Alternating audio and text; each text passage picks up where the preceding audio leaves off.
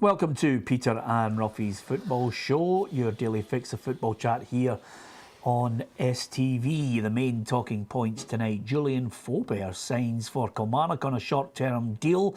The SPFL looks set to scrap the facial recognition technology due to a lack of government funding. We'll look at all the weekend's fixtures in the SPFL and we'll assess the draw for the last 16 of the Europa League. Liverpool against Manchester United is certainly the tie of the round. Alan Rough is alongside me, Peter Martin, and our Bootroom guest is former Aberdeen and Celtic striker Joe Miller. Delighted to have Joe along with us. Well, Ruffy, we mentioned it a couple of days ago. Certainly when I watched Julian Faubert leave McDermott Park, I thought he was going to sunnier climes. And it didn't quite work out that way. Maybe he thought it was going to be sunnier on the Ayrshire coast, so that's why he's plumped for Kilmarnock. Yeah, it seems to be. Kilmarnock seems to be the place. You know, when you decide you're going somewhere else, there's a stop off there, and somebody persuades you to sign a contract. We all heard about Higginbottom, who didn't want to play in the artificial surface, and then all of a sudden he signed. But yeah, I think we all thought that he was going to go to America, so Johnson might be a wee bit peeved about that, you know. Yeah. But again, it depends on negotiations. Do you ever get that feeling, Ruffy, you thought you've made up a word there? I wonder if there is a word called plumped for Kilmarnock. No, I'm not gonna dwell on it, Joe. The fact is, he's chosen Kilmarnock, and I would imagine the money might have been a little bit better. Plenty of plums. Yeah, absolutely. How we ever get onto that, Joe, I'll never know. Will he be a bonus? I certainly didn't see him as a defender, Joe, when he was with West Ham and Real Madrid. Oh, you've seen more of him as a midfield player anytime that I'd seen him. But I think that's 6 signings I've made since the new manager's come in. So he's looking to shake things up. They're having a go anyway. But they know the position that they're in. They need to stay up. And, you know, every point's vital. They were in a relegation battle for the past couple of seasons. So won't want to be in that position again. Yeah, who do you think will be in the playoff? I mean, on the basis that you think Dundee United are getting relegated, or are you with Ruffy that they can escape? No, I don't think. I think Dundee United will go down. I think I said that several weeks ago, but I can't see Dundee United getting out at all. You know, I think there's still a lot of games to play and a lot of points to drop there.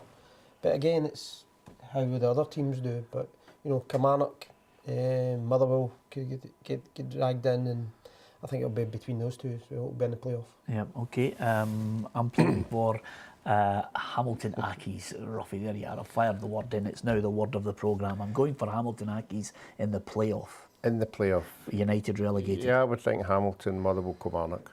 One of these three, and I probably would go for Hamilton as well, only because of the form that they're in just now. But they're like everybody else. They really need to start winning games. Yeah, I'm glad to see the facial recognition technology has been ditched, Ruffy.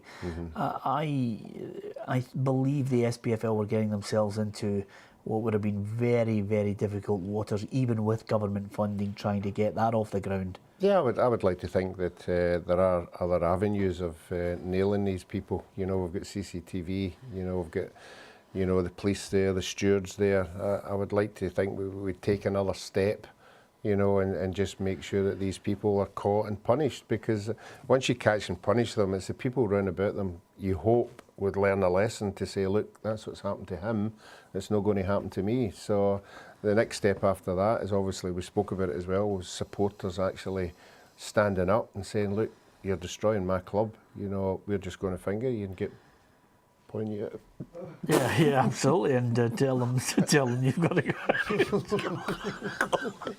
Telling you. You've got to go. Tell them you've got to go out. Yeah, absolutely. Well, it's not gonna happen. Let's move on, Joe. Save me, Joe.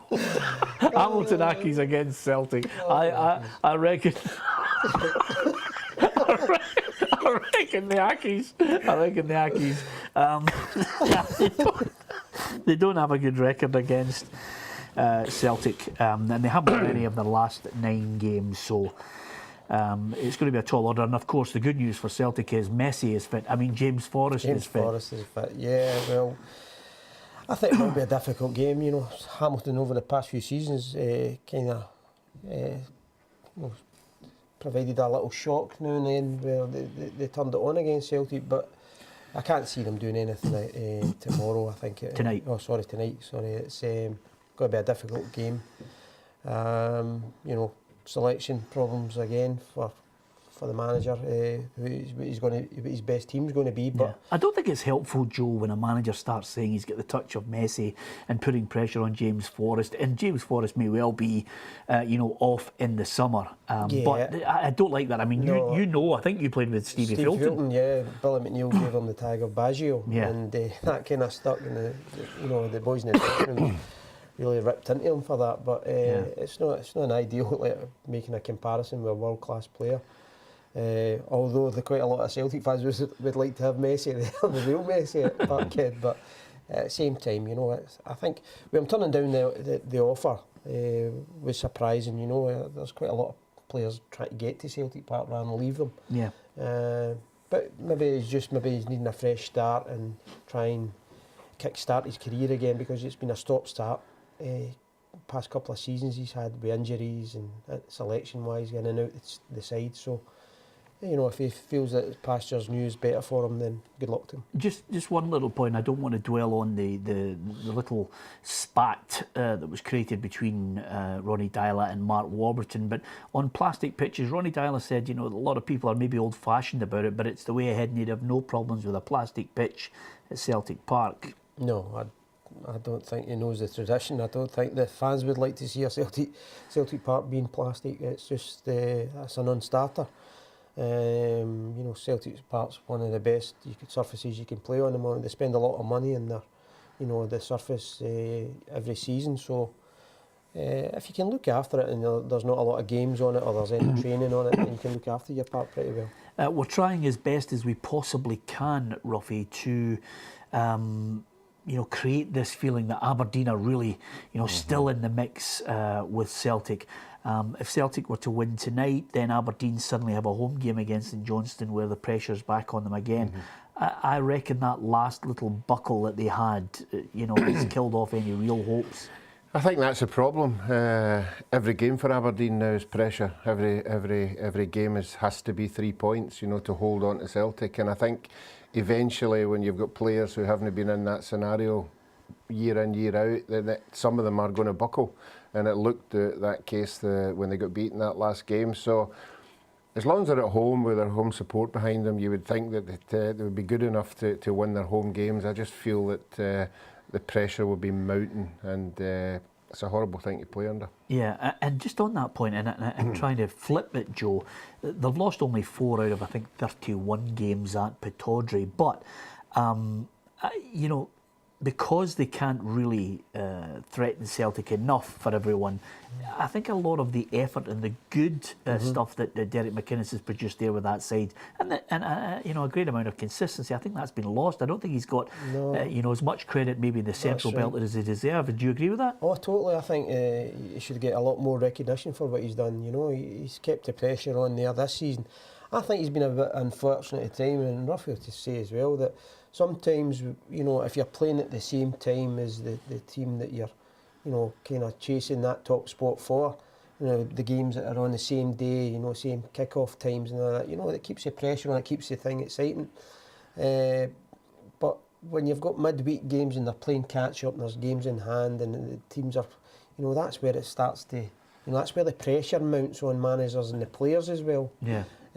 So it's difficult for him. I think he's been unfortunate that way. I think if it was all level, all square, it'd have been a different league. Yeah. Did he miss a trick in the window, Ruffy, for you, mind, Derek McInnes? Should he have maybe tried to force the board into pushing the board out a wee bit more? I don't think for a minute that he probably did go to the board, and the board have just told him, look, your budget's there, it's been used, you've done particularly well where you are, we just don't have the money, to bring in other players. I think they brought one in, the boy Church, who looked a good player. So that's what he's dealing with, and that's the vast difference between Celtic and Aberdeen. Celtic can just go out and handpick somebody, pay maybe £500,000 or whatever. Aberdeen just don't have that resource. Okay, we are going to look at the draw for the last 16 of the Europa League, as well as two English giants go head to head. Coming up after the break, though, we'll discuss Liam Fontaine, the Hibs central defender, said he reckons that Alan Stubbs' side will need a 100% record from now until the end of the season to have any hopes of the title in the Championship. Can they do that? You can give us your thoughts at Peter and Ruffy on Twitter and facebook.com/Peter and Ruffy. We'll discuss the Championship, the big games right across all four divisions, coming up next. Welcome back to Peter and Ruffy's football show. Monday to Friday, you can join us at 7 o'clock on STV Edinburgh and STV Glasgow. Alan Ruff is alongside me. Peter Martin, our bookroom guest, I'm delighted to say, is Joe Miller. We're talking about the Hamilton-Celtic match and, of course, Aberdeen at the top end of the table. I'm just wondering, Mixu Paatelainen has mentioned that they'll need to try and replicate what Ross County achieved last season. Have they got anything that suggests to you they can do that, Joe? I think over the past couple of weeks they showed signs of it, so it must be in their locker to do that. But you know, I've been in that position before with Aberdeen, where every point you've got to fight, every game's a battle, and it's not about playing attractive football. You've got to, you know, fight for every ball and try and win every match. So he's got it all to do. I think it's a tall task. Yeah, you mentioned the three clubs that you think will be involved in the playoff place, Ruffy. Motherwell against Partick Thistle is going to be an interesting one. Obviously, Mark McGee's hoping he can have Scott McDonald back because he was part of their impressive result against Dundee United. And in turn, Partick Thistle's form suggests that with the games in hand, they shouldn't be involved. Well, I think Alan Archibald will be hoping they're not involved, but this is the time of the year when Partick Thistle usually get their act together. You know, in the last couple of seasons, they've been down the bottom of the league for most of the season, and then all of a sudden they'll be able to bang in 2 or 3 results and take them away from the pressure. But I think Motherwell's problem is, you know, losing these late goals. And so when you're a team and you lose these late goals, last 10 minutes of a game can be torture because the supporters are waiting on something happening, the players are waiting on something happening. So it just puts you on that extra pressure. Yeah, OK, here's the fixtures for Saturday afternoon in the Premiership in Scotland. Of course, the Friday night game then, Aberdeen against St Johnstone, Dundee, Inverness, Cally Thistle, Hearts against Kilmarnock, Motherwell against Partick Thistle, and Ross County against Dundee United. Of those fixtures, of course, Dundee against Inverness, Cally Thistle. Inverness have actually got a good record, Joe, at Dens Park. Yeah, they have, and you know, I think Yogi's done very well. Just away from home, his fixtures have been, you know, his results have been very good. So, you know, it's always difficult to go to Dens Park and get a result, but I think he's done well over the past couple of seasons there. Yep, OK, that's how it looks in the Premiership. What about the Championship as well? Let's have a look at the fixtures. Alloa against Livingston, Dumbarton against Hibs, Falkirk, Queen of the South, Raith Rovers, Morton, and Rangers against St Mirren. A return to Ibrox, now in the dugout as the manager of St Mirren. Alec Ray says that they're going to go there with confidence. They will respect Rangers, but they want to go out there and try and get something from it. Now, I'm listening to Liam Fontaine at Hibernian saying they need to get a 100% record between now and the end of the season. And obviously, apart from the head-to-head, they'll be hoping Rangers will slip up. I can't see that happening now, Ruffy. No, I think that's going to be the failing of Hibs. I don't think there's enough teams in that division to take points off of Rangers. I think the likes of Falkirk, Hibs, Queen of the South will give Rangers a game, particularly away from home. But I don't think there's enough points there for Rangers to drop. And I think it's putting a lot of pressure on Hibs to say they're going to win every game from now to the end of the season. So it looks as if the Rangers are favourites for this one now. Yeah, I mean, I thought maybe, Joe, that Rangers would feel the pain of losing Martin Wycorn, but suddenly the failings of Hibernian have helped their case. It has, you know, I don't think anybody's seen the result against Morton. Morton taking 3 off them, which was a fantastic result for Morton, but I'm sure everybody backed Hibs to win that game. But you know, it just shows you what the game's like and the pressure that players are under, and the way, you know, some teams' luck at times just runs out. So you know, it could happen to Rangers where they could get a couple of poor results, and that's Hibs right back in it. And I think that's what Hibs are be looking for.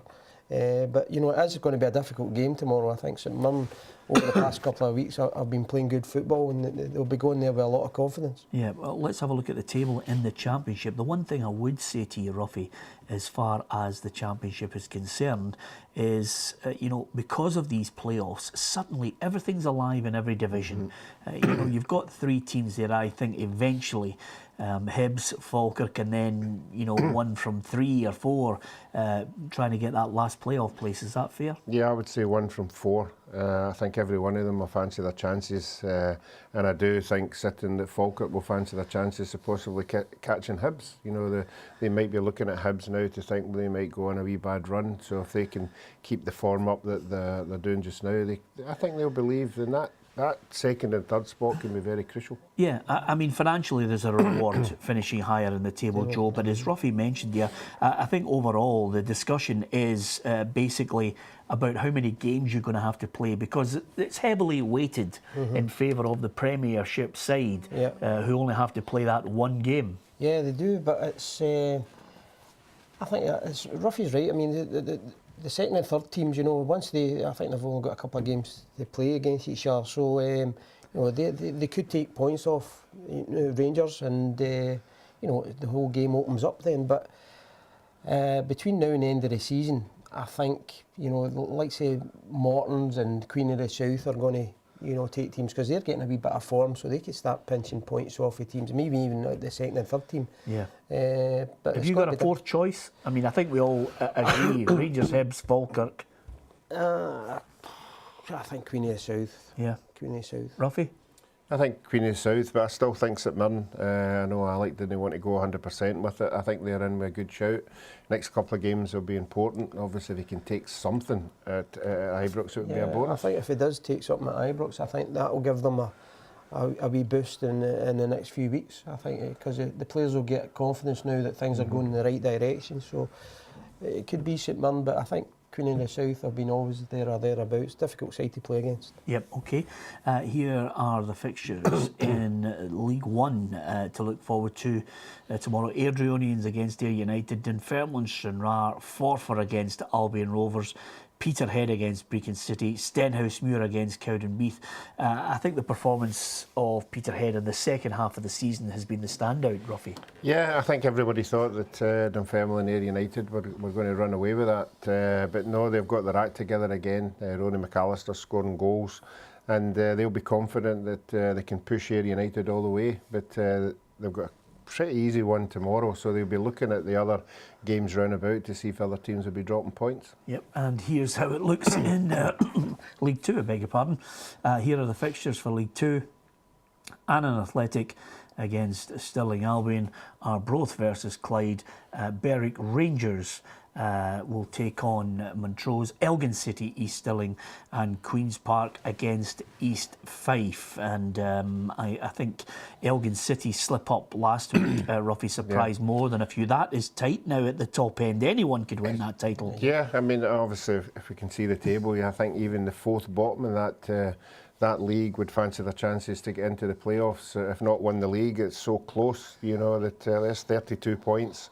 3rd bottom, you know, I think if you're at Montrose, you would still believe that you could get into something in the shake-up. You even look at Clyde's position, who they've got 3 games in hand to the leaders, you know, so, you know, there's 9 points they could add on there, and they're right back in it. Yeah, I love the way we discuss if anybody's got games in hand, and you automatically think, oh, that's 9 points for them, that they can win it, but it's a tall order. Let's have a look at the Europa League just before we go, because certainly it's not as you know, Ruffy, it's not a competition that I really have any great faith in whatsoever. I think it needs to be scrapped, revamped, do something with it before anybody gets interested. But at the last 16 stage, suddenly Liverpool against Manchester United is a tasty one. Yeah, that's the one that jumps out, isn't it? You know, obviously with everything that's happened at Man United, and obviously Liverpool with a new manager, they've got a final at the weekend, so it'll be 2 legs, it'll be a sellout, no problem. Yeah, as attractive ties, I think there's 3 attractive ties. I think the Dortmund-Tottenham games is a cracker as well. But you know, Liverpool, they've got a good game at the weekend in the first cup final, so he'll be looking to win that because Man City they've done well in Europe in midweek there, so they'll be going into the game with a lot of confidence. So. Yeah, suddenly the Europa League could be the avenue for one of these teams to get back into the Champions League, Rafi. Yeah, and a lot of them will be struggling in their own leagues, you know, so that's the emphasis they'll put in to try and win that one, and what a prize it is to win at the end of the day to get back into Champions League. Yeah, absolutely. Okay, thanks to Rafi, thanks to Joe Miller for coming in as our boot room guest. We'll be back on tomorrow, STV Edinburgh, STV Glasgow at 2 o'clock. It's always difficult when you know someone so well. It's like a telepathy between them, and there's all sorts of madness goes on when I can read Ruffy's mind. That's what happens on this show. We get opinion, no shortage of interviews, and of course more than a bit of fun as well, because after all, football's an entertainment. From Ruffy, from Joe Miller, and from myself, Peter Martin. Thanks for joining us Saturday, 2 o'clock if you can.